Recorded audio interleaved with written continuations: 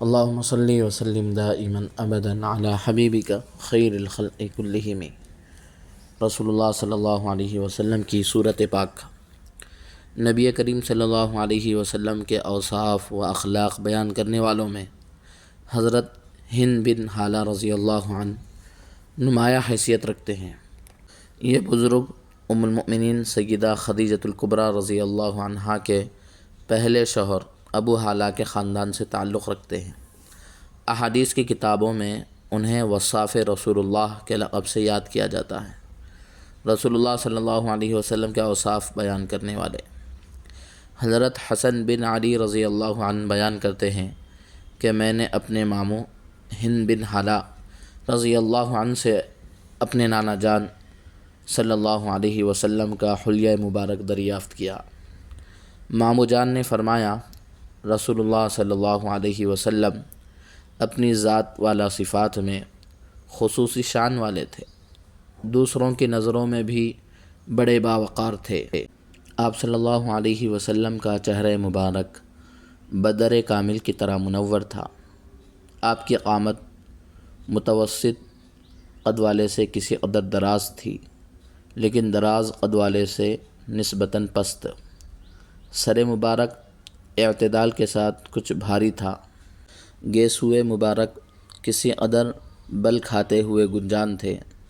بالوں میں از خود مانگ نکل آتی، ورنہ آپ خود مانگ نکالنے کا اہتمام نہ فرماتے، اور جب آپ کے بال دراز ہوتے تو کان کی لو سے کچھ آگے ہو جاتے۔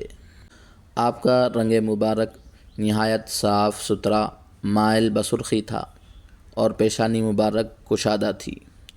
آپ کے ابرو خمدار، باریک اور گھنے تھے۔ دونوں ابرو جدا جدا ایک دوسرے سے ملے ہوئے نہ تھے۔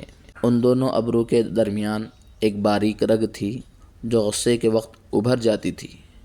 اسی حالت پر صحابہ رضوان اللہ تعالی علیہم اجمعین آپ کا ناراض ہونا پہچان لیتے تھے۔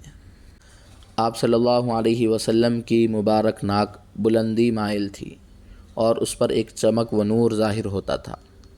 پہلی نظر میں دیکھنے والا آپ کی مبارک ناک کو دراز محسوس کرتا تھا، لیکن دوبارہ دیکھنے پر معلوم ہوتا تھا کہ حسن و چمک کی وجہ سے دراز معلوم ہو رہی ہے۔ آپ صلی اللہ علیہ وسلم کی داڑھی مبارک بھرپور اور گھنی تھی۔ چشم مبارک کی پتلیاں نہایت سیاہ و چمکدار تھیں۔ رخسار مبارک نہایت ہموار ہلکے پھلکے تھے۔ دہن مبارک اعتدال کے ساتھ فراخ تھا، یعنی تنگ منہ نہ تھا۔ دندان مبارک باریک آبدار تھے، اور ان کے درمیان خفیف سا فصل تھا۔ جب آپ کلام فرماتے تو دانتوں کے درمیان سے روشنی پھوٹتی تھی۔ سینہ مبارک سے ناف تک بالوں کی ایک باریک سی لکیر تھی۔ گردن مبارک خوبصورت سراخی دار تراشی ہوئی گردن کی طرح تھی، اور رنگت میں صاف ستھری چاندی جیسی۔ آپ کے سارے اعضاء نہایت معتدل اور پرگوشت تھے۔ بدن مبارک گھٹا گٹھا سا تھا۔ شکم اور سینہ مبارک ہموار، لیکن سینہ مبارک فراخ و کشادہ تھا۔ آپ کے دونوں مونڈھوں کے درمیان قدر فاصلہ تھا۔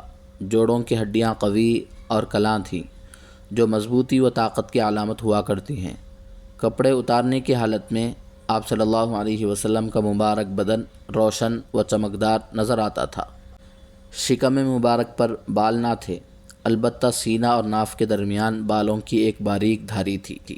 دونوں بازوؤں اور کندھوں اور سینہ مبارک کے بالائی حصے پر بال تھے۔ آپ صلی اللہ علیہ وسلم کی کلائیاں دراز تھیں، اور ہتھیلیاں اور قدم مبارک گداز اور پرگوشت تھے۔ ہاتھ اور پیر کی انگلیاں تناسب کے ساتھ درازی مائل تھی۔ آپ صلی اللہ علیہ وسلم کے تلوے مبارک کسی قدر گہرے تھے، اور قدم مبارک ہموار کہ پانی ان پر ٹھہرتا نہیں تھا، فوراً ڈھل جاتا۔ جب آپ صلی اللہ علیہ وسلم چلتے تو قوت سے قدم اٹھاتے اور مائل بخم ہو کر آگے بڑھتے۔ قدم مبارک زمین پر آہستہ پڑتا تھا۔ آپ چلنے میں کچھ کشادہ قدم رکھتے تھے، چھوٹے چھوٹے قدم نہیں رکھتے تھے۔ جب آپ چلا کرتے تو ایسا معلوم ہوا کرتا کہ گویا بلندی سے پستی میں اتر رہے ہیں۔ جب کسی کی جانب متوجہ ہوتے تو پورے بدن سے پھر کر توجہ فرماتے۔ آپ صلی اللہ علیہ وسلم کی نظریں عموماً نیچی رہا کرتی تھیں۔ آپ کی نگاہ بنسبت آسمان زمین کی طرف زیادہ رہا کرتی۔ عادت شریفہ گوشہ چشم سے دیکھنے کی تھی، یعنی کسی کو گھور کر دیکھنے کی عادت نہ تھی۔ جب مل کر چلا کرتے تو صحابہ کو اپنے آگے کر دیتے۔ مل جل کر چلنے کی عادت شریفہ تھی، اور جب کسی سے ملاقات فرماتے تو آپ خود پہلے سلام کرتے صلی اللہ علیہ وسلم۔ حضرت جابر بن سمرہ رضی اللہ عنہ کہتے ہیں کہ ایک مرتبہ چاندنی رات میں رسول اللہ صلی اللہ علیہ وسلم کو دیکھ رہا تھا۔ اس وقت آپ سرخی مائل لباس زیبتن تھے۔ میں کبھی چاند کو دیکھتا اور کبھی آپ کے رخ انور کو دیکھتا۔ بالآخر میں نے یہی فیصلہ کیا کہ رسول اللہ صلی اللہ علیہ وسلم چاند سے کہیں زیادہ حسین و جمیل ہیں صلی اللہ علیہ وسلم۔